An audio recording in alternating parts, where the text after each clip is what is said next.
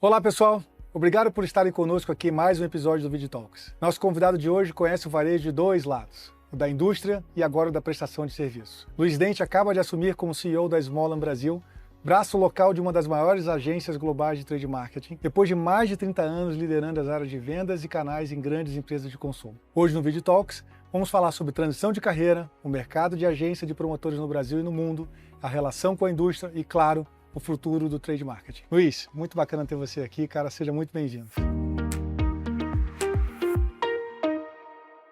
Obrigado, Marco. Me conta uma coisa, vamos começar falando dessa tua transição de carreira. 30 anos trabalhando na indústria de consumo e agora você virou CEO de uma agência de trade marketing. Como é que foi essa transição? Obrigado por estar aqui com você, né? Sou fã do programa e sou seu fã também. Obrigado. Né? Uma pessoa, uma liderança muito suave, né? Que já tive a oportunidade aí de ter conversas muito interessantes. Espero que seja mais uma bem legal aqui. Bom, te respondendo a pergunta, né, sobre transição de carreira, ela nunca é fácil, né, principalmente, né, na nossa faixa etária, né? Aqui não vou ficar revelando a minha idade específica, né? Mas quem tem 30 anos de carreira, você já pode imaginar onde que eu tô. Exato. E a transição foi pensada da seguinte forma. Eu trabalhei muito tempo numa companhia só, né? Por mais que eu tivesse a oportunidade lá na Unilever de trabalhar em várias divisões, muito diferentes, em muitas posições, eu trabalhei muito tempo numa companhia só. E por que tanto tempo? Porque lá eu fiz amigos, eu adorava os valores da empresa e até hoje, né, sou muito conectado com eles e por isso eu fiquei tanto tempo lá. Essa foi a parte boa. Mas depois de 30 anos, né, eu também já estava cansado da rotina da indústria. Principalmente quando você vai para posições-chave. A rotina da indústria, quando você vai para posições de C-level, é uma rotina muito dura e muito intensa, particularmente na lógica mais política, reunião, sua agenda totalmente dominada por esse contexto.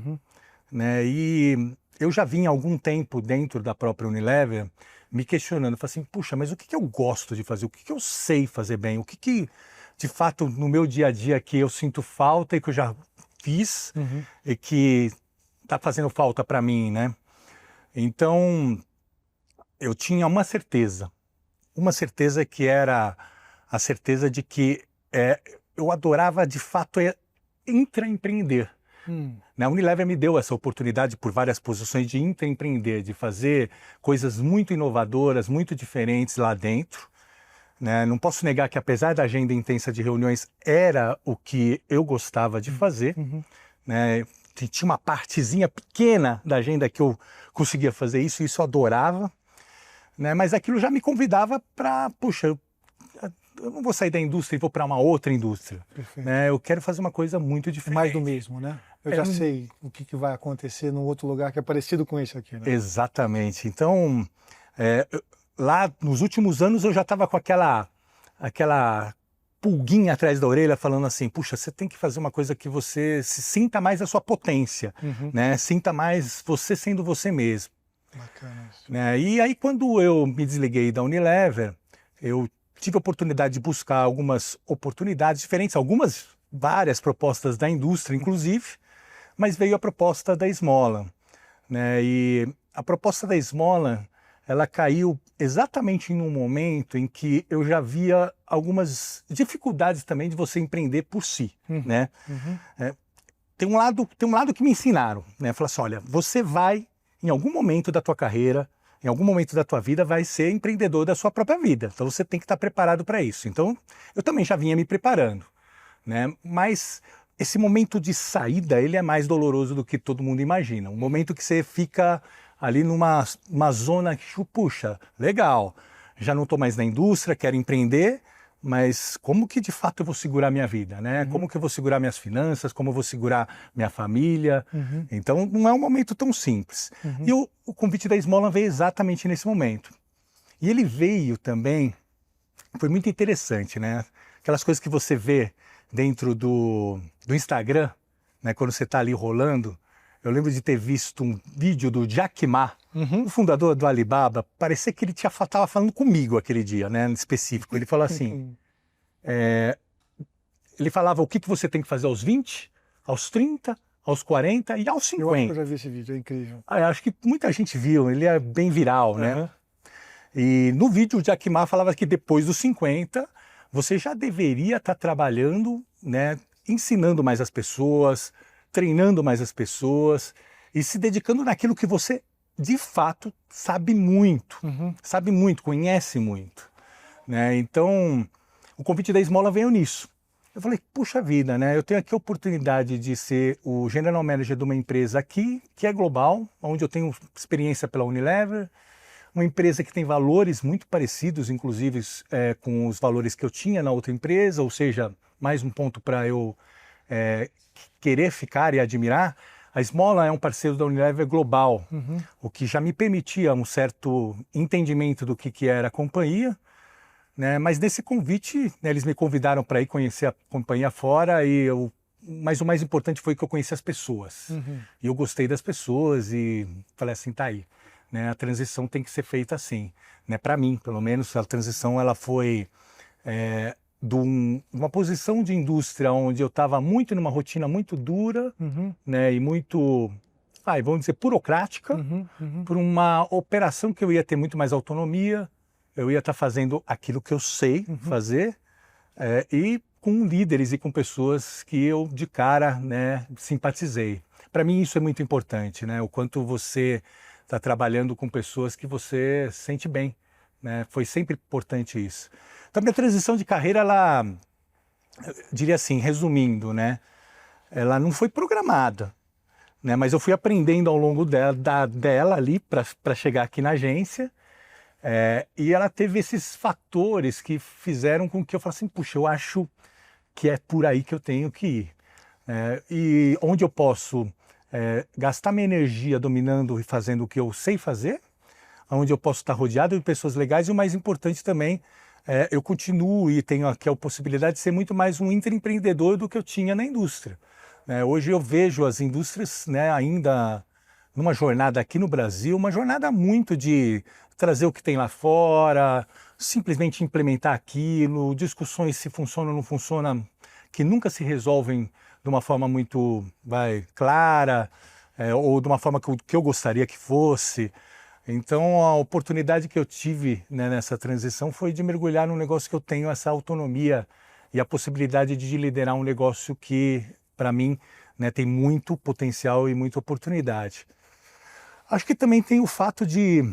é uma empresa grande, né, global e aqui. Né, globalmente temos mais de 85 mil colaboradores e aqui, né, também milhares de colaboradores. Então, ter essa possibilidade de impactar a vida das pessoas positivamente é algo que também, né, nessa fase de carreira que eu tô, é bem bacana, assim, levar essa experiência, levar esse conhecimento que eu tenho para dentro da Smollan tem sido bacana. Eu acho que quando você faz essa pergunta para mim, não sei, para mim assim, né, as transições nunca são simples, né? Nesse momento de inflexão, ele foi um momento de dúvida, de muita frio na barriga, de será que eu estou indo para o caminho certo, né? Será que isso é o melhor para minha família? Será que eu não deveria voltar e me posicionar como executivo da indústria, onde, né, até pelas oportunidades que vieram, estava fácil de ir, né? Mas eu resolvi dar esse passo. Eu não tive medo de dar o passo, não tive, né? Tive frio na barriga, mas não tive o medo. E agora, depois de 4 meses, eu posso dizer para você que eu estou bem, não diria adaptado, mas eu acho que eu tomei a decisão correta. Eu acho que eu fiz algo que é importante para esse momento pessoal meu. Né? A vida de uma agência, o mais legal, né, que eu estou gostando demais, é que assim, por muito tempo eu falei da Unilever, né? E agora eu estou falando de tantas empresas e tendo a oportunidade de impactar tantos negócios distintos. Eu que gosto de aprender, para mim está sendo assim, muito legal.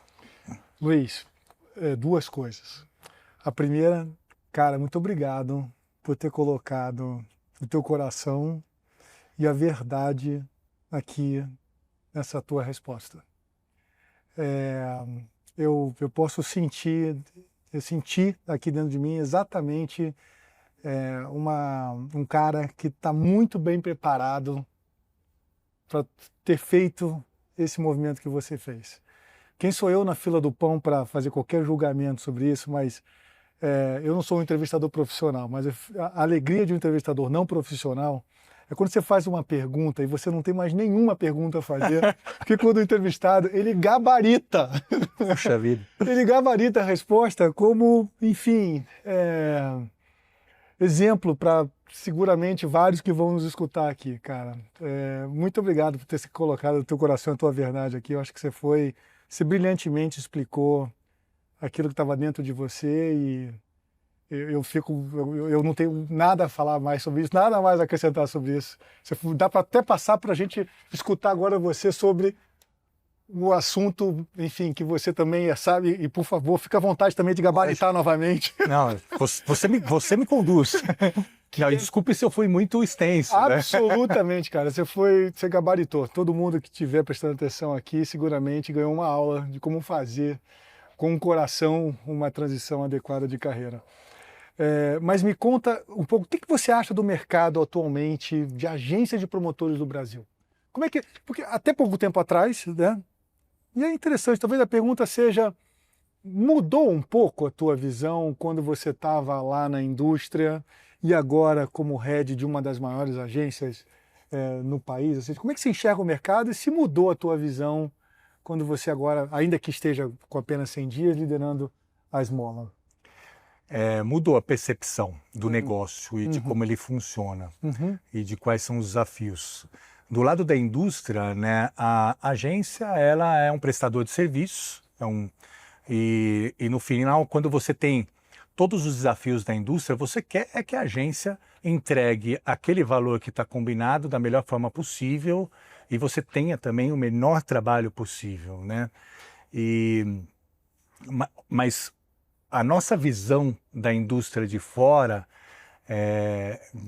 da agência é uma visão ainda de uma agência muito mais com uma prestadora de serviços comoditizados. Perfeito. Eu vejo a indústria em geral vendo as agências assim. As agências, obviamente, todas as indústrias veem as agências se preparando, se estruturando de formas diferentes, fazendo coisas diferentes, mas ainda assim, né, um prestador de serviço A, uma agência A, provavelmente na visão da indústria faz a mesma coisa que a B, C, D, E, né? Então, tem essa visão e hoje aqui desse lado aqui eu vejo uma infinidade de especializações, né, posicionamentos distintos. Ficou muito mais claro para mim desse lado aqui do mercado. Eu escolhi a Smollan porque, inclusive, vendo o que a Smollan tem lá fora, ela me pareceu muito mais o que eu queria fazer, tá? Que é ser uma agência não de terceirização ou de serviço de mão de obra de promotor, mas sim um parceiro estratégico da indústria no trade marketing. A Smollan tem uma leque de empresas que ela tem globalmente, uma leque de clientes que a gente se especializou globalmente em como fazer eles venderem mais, que foi aquilo que me encantou e por isso que aqui estou, né, no sentido de tentar fazer dessa agência exatamente aquilo que eu vi lá fora. De fato, ela deriva, né, de uma história de uma agência de merchandise. Meu papel, meu desafio é transformar essa agência dentro desse parceiro estratégico da indústria. Mas te respondendo especificamente o que você me perguntou nesse sentido, né, que se mudou minha percepção. Hoje, do lado de cá, eu vejo, né, a indústria também tão sem tempo, né, com tantos compromissos e com tantas dificuldades dentro dos desafios diários, que ela não vem se permitindo também a aproximação das agências como parceiro estratégico. Né? Eu acho que lá atrás teve um movimento muito grande de você não ter principalmente as agências de trade marketing como parceiros constantes, né? Diferente das agências de propaganda que sempre se mantiveram numa lógica com as empresas muito mais regular, muito mais intensa, o que fez com que as agências de propaganda, elas sim, se estruturassem como eu entendo o seu negócio, eu consigo te dar soluções. As agências de trade marketing já foram assim. Né? Lá atrás, quando eu comecei minha carreira, né, eu trabalhei com uma ou duas agências que, por 10, 15 anos diretamente com ela. Né? Por diferentes razões, a indústria foi mudando essa lógica na agência de trade marketing e foi colocando ela muito mais, né, como um prestador de serviço eventual, transitório, específico, né, e buscando diversas especializações, os serviços que ela precisa em diferentes agências. Eu acho que isso tem um valor, né, acho que teve um benefício para as indústrias fazerem isso, do ponto de vista talvez de custos inicialmente, do ponto de vista de algumas especializações importantes, mas hoje eu vejo, né, claramente o quanto que a indústria está perdendo a oportunidade de conversar com as agências de uma forma mais estruturada e estratégica, até porque a gente, no nosso lado aqui, a gente está atendendo todo o mercado, então a gente está vendo o que está acontecendo em diferentes ramos de atividade, em diferentes varejistas, então nós temos um entendimento, um olhar muito distinto do que está lá e que a gente pode contribuir. Então, resumindo, mudou, né? Mudou minha percepção porque acho que também eu via muito mais como parceiro tático e hoje eu vejo que eu preciso construir um negócio estratégico. Tem várias agências que estão especializadas ou não, bem posicionadas para construir esse entendimento estratégico de trade marketing. Né? E eu agora faço parte desse lado que quer ajudar a Smollan, quer ajudar o mercado a que as indústrias nos vejam assim, como parceiros estratégicos do negócio deles. E como superar esse desafio, né? Trazendo um pouco de... Porque eu acho que sim, essa sem dúvida alguma, é uma das grandes percepções que precisam ser mudadas da indústria em relação às agências de trade marketing, mas do ponto de vista prático, quando você olha, por exemplo, o orçamento da contratação, da prestação de serviço, ele está 80%, 90% em gente. Isso por si só já cria essa sensação de que, puxa, a gente está falando mais de uma agência de mão de obra do que de uma agência de prestação de serviço, por assim dizer. Sim. Além disso, você tem, enfim, diversas esferas de compliance também importantes dentro desse processo de negociação. Então, qual é a melhor estratégia para superar esse desafio? É se incorporar novos serviços dentro da plataforma, traduzir a visão de grupo com várias empresas dentro de um mesmo grupo, ou seja, como é que você vê a oportunidade de se diminuir essa barreira dessa percepção sobre esse contexto? Vocês têm já um caminho nessa...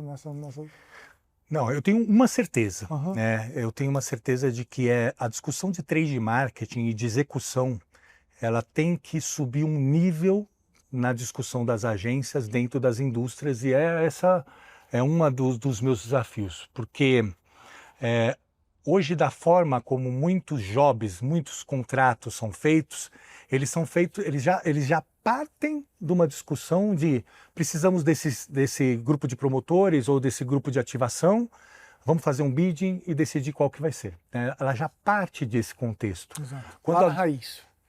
Já parte assim, ó, eu tenho do lado da indústria, eu já tenho o entendimento do problema, eu já sei que eu vou solucionar desse jeito, vou simplesmente fazer um bidding para reduzir o custo e pronto. Né? Então essa é um pouco a lógica que hoje está instalada.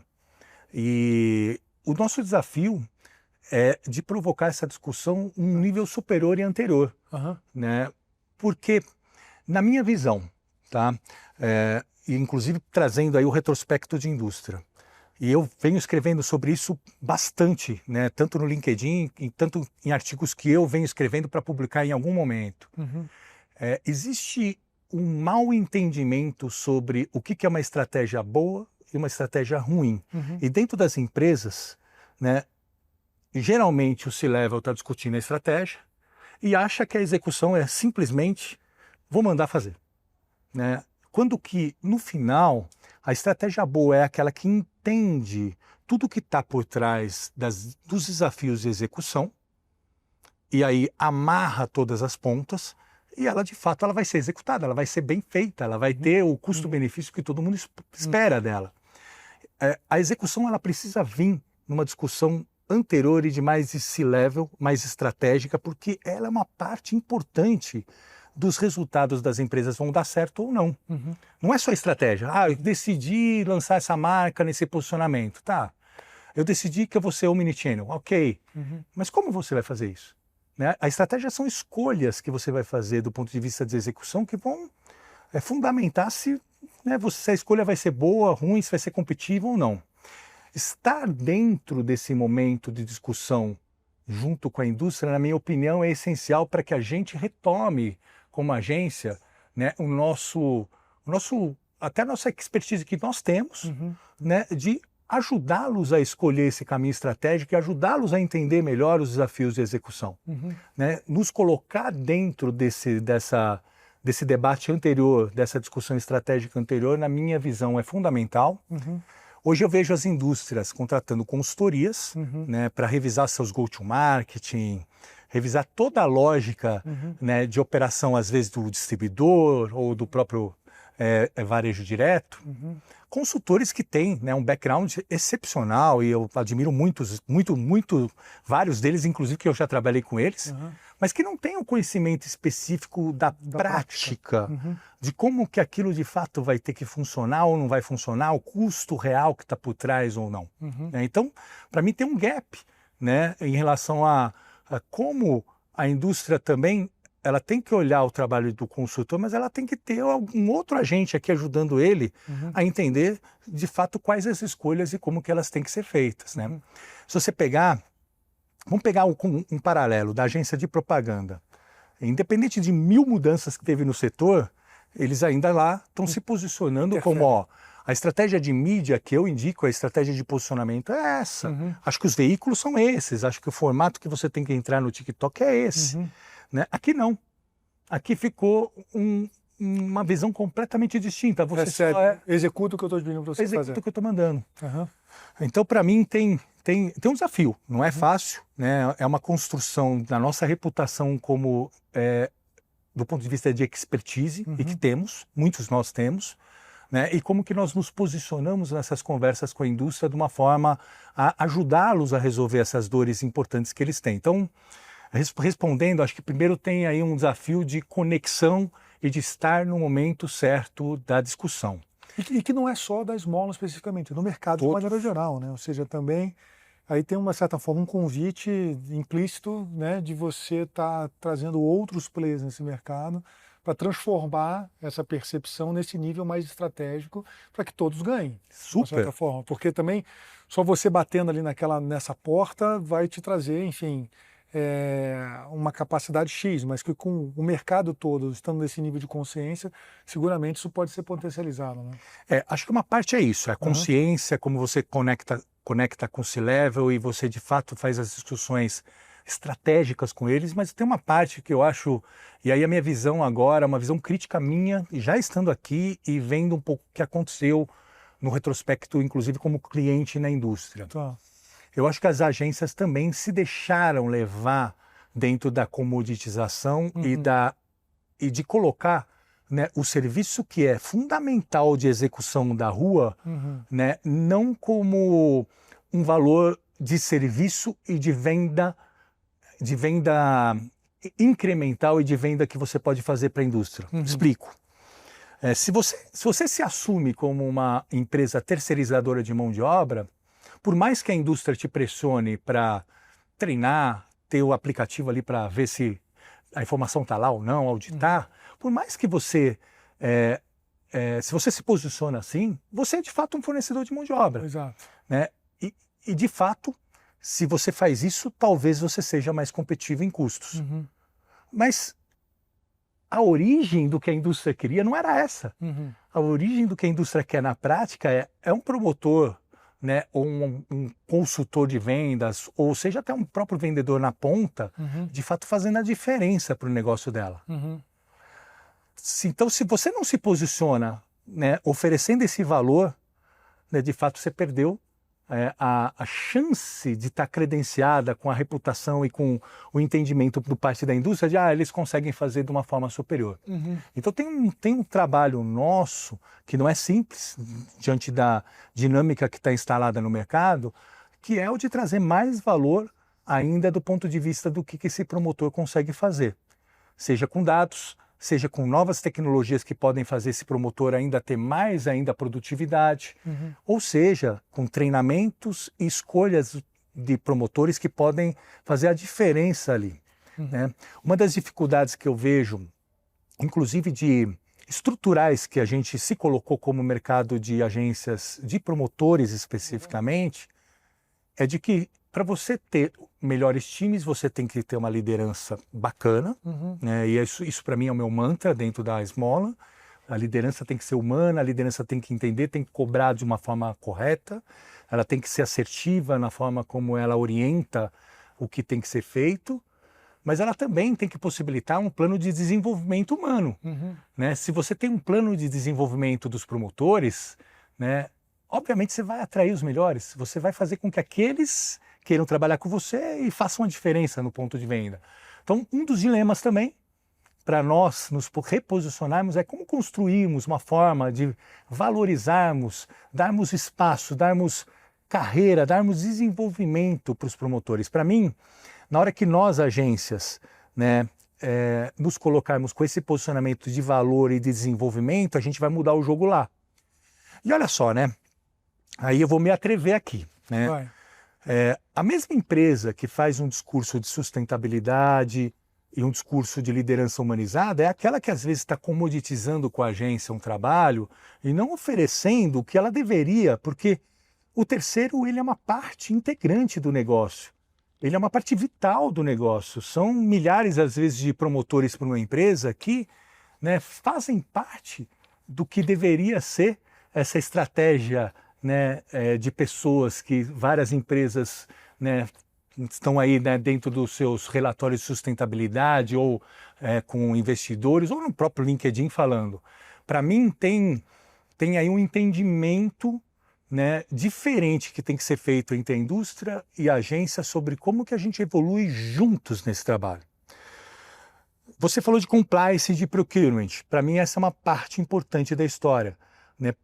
A forma como procurement e compliance dentro dessa relação se colocaram, eu acho que elas se colocaram de uma forma que elas não facilitaram essa integração de valor entre as duas partes. Né? Meu ponto aqui é que se você, né, vai buscar criar uma alternativa de valor para o seu negócio, baseado num leilão eletrônico, onde o serviço no final são pessoas, na minha visão, né, você está integrando, né, a sua cadeia de uma forma, puxa, o que eu quero realmente, né, não é aquilo que eu prego do ponto de vista de liderança, do ponto de vista de estratégia de pessoas e daquilo que pode fazer sentido para o negócio sustentável ao longo do tempo. Então, tem uma provocação que eu faço aí para as indústrias reverem isso, né, discutirem comigo, estou aberto aí eu acho que a gente tem que buscar a forma mais clara de estabelecer os custos competitivos, né, com todo o rigor que tem que ser feito em relação à contratação, né, com tudo que tem que ser feito de forma processual para que ninguém tenha nenhum problema. Mas o melhor, e aí que está o ponto, o melhor é o melhor para as pessoas. Esse para mim é o ponto vital. Nós temos que juntos pensar o que é melhor para esse grupo de pessoas aqui que hoje está lá no campo, que podem ser os futuros vendedores da indústria e que podem ser os futuros gerentes da indústria, diretores, né? Eu tive o privilégio de ser, na Unilever eu tive um diretor que foi meu chefe, que foi promotor, né? E para mim isso foi assim simbólico, ver dentro da empresa alguém que evoluiu, né, que pôde se desenvolver. Esse para mim é um pouco, né, a forma como a gente deveria reconstruir essa lógica de terceirização, né? Buscar fazer com que as pessoas tenham oportunidades, né, tenham uma forma de evoluir e da gente fazer parte dessa cadeia de valor da indústria. Eu acho que você está numa posição privilegiada para discutir essas duas questões que você apontou aqui, cara. A primeira, que você se refere às discussões estratégicas que deveriam existir entre a indústria e as agências, no sentido do entendimento da possibilidade de fato de dar mais valor àquele serviço prestado. Sim. O que passa, obviamente, pelas condições econômicas que eles trazem na contrapartida disso. Sem dúvida. E a tua experiência do lado da indústria, fomentando essa discussão a partir dessa visão, é fundamental para o crescimento dos negócios entre as partes. Eu acho que você tocou em duas dores fundamentais que vão destravar, eu acho, o potencial do desenvolvimento das agências e essa percepção de terceirização de mão de obra que paira sobre isso. Você está aqui para executar aquilo que eu estou mandando e dentro dos custos e nas condições econômicas que eu estou impondo. E que isso desvaloriza o mercado, sem dúvida alguma. Não permite com que caras como você, super bem preparados para trazer uma visão agregadora diferenciada, contributiva para o crescimento dos negócios da indústria, possam atuar de verdade. Porque por melhor que você seja, ou por melhor de que outras pessoas estejam nas posições que estão, e tem muitas agências com gente muito boa trabalhando aqui no país, não conseguem muitas vezes penetrar no sistema e fazer com que ele seja mais fluido, mais positivo para todo mundo. E eu arrisco dizer que é uma relação de perde-perde. A maioria das relações estabelecidas, na minha humilde opinião hoje, entre as agências e as indústrias é de perde-perde. Porque não se tem a coragem de se debater novas possibilidades e que seja de maior valor. Então eu acho que você, cara, pode ser um grande farol. Torço para que outros amigos de outras agências que estejam vendo aqui essa entrevista se aliem e possam, em conjunto, cara, começar a dialogar de um outro lugar com as empresas e tornar esse ambiente mais produtivo para todo mundo. Eu acho que você tem aí uma missão que pode ser bastante interessante, vindo da indústria com esse pragmatismo maior, né, e até uma visão diferente, né, de ter observado, achava que era uma coisa e olhou aqui e falou, pode ser outra, né, ajudar que outros também aí possam se congregar. Você sabe, deixa eu me permitir um ponto que acho que é interessante, tá?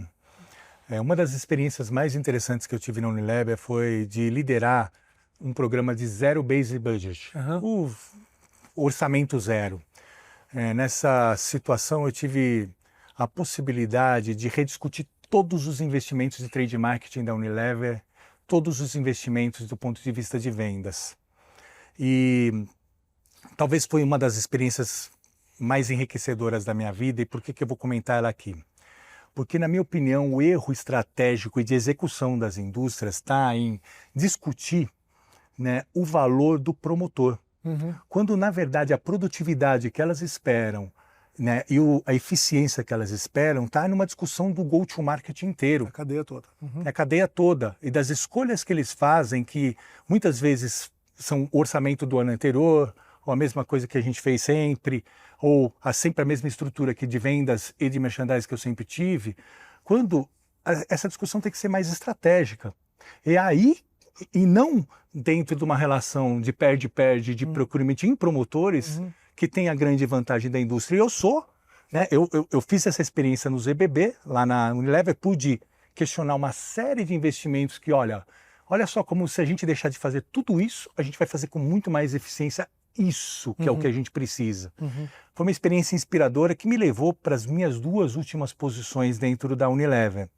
Uma liderando a parte de food service no Brasil, que a gente tem uma divisão lá, a gente tinha, e a outra liderando sorvetes. Em ambas eu posso dizer para vocês que eu usei esse meu conhecimento. O conhecimento de não discutir partes do budget, e sim, vamos entender esse velho chain inteiro? Daqui até o cliente consumidor, inclusive. Será que a gente está fazendo as escolhas certas de canais, as escolhas certas de como atender os clientes? né? Então, a inspiração que eu trago também para esse lado aqui é um pouco essa inspiração de tentar fazer aqui do lado da esmola uma discussão muito mais qualificada nesse sentido. E lá fora, que eu tive a oportunidade de visitar o que a esmola vem fazendo em outros países, essa discussão já aconteceu, né? Eu vejo a forma como a gente atende várias indústrias que estão aqui no Brasil, né? Várias indústrias, numa relação que é uma relação de serviço, de vendas e do desempenho dentro da loja por ponto de merchandising.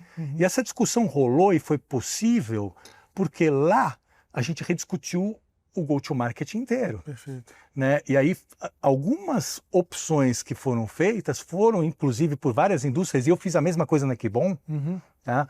Foi, olha só, na verdade, o que mais faz a diferença no meu negócio é o promotor.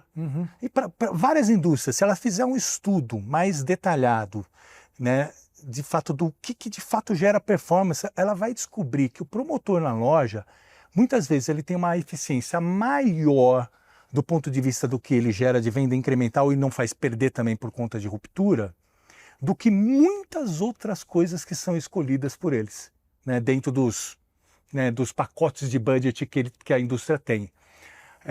Essa discussão já foi feita lá fora, a gente viu isso acontecer. E aí, por isso, né, a gente conseguiu construir módulos de como você operar a organização em termos de vendas e merchandising muito mais eficientes. Esse é um pouco do que eu também pretendo fazer aqui.